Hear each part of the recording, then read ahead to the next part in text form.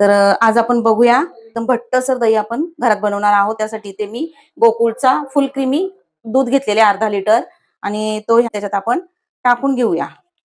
गरम करून घ्यायचे 1-2 उकळी येईपर्यंत.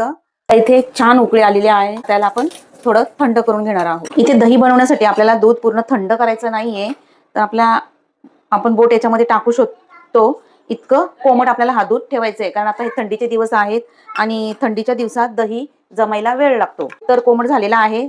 आता इथं आपण विरजण घेणार आहोत.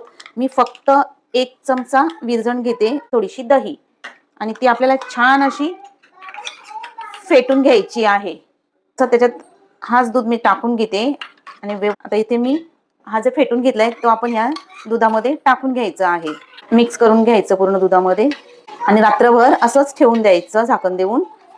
आणि शक्यतो दही बनवताना रात्रीच बनवायची, म्हणजे रात्रभर ती 10-12 तास छान राहते आणि छान अशी घट्टसर दही तयार होते.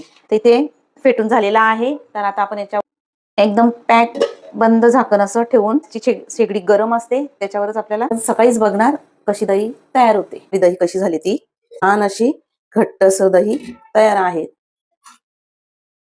ही पा दही एकदम सोप्या पद्धतीने आणि छान फ्रेश अशी आपण घरी दही बनवू शकतो. तर तुम्हाला ही दही बनवण्याची ट्रिक कशी वाटली कमेंट करून मला नक्की सांगा.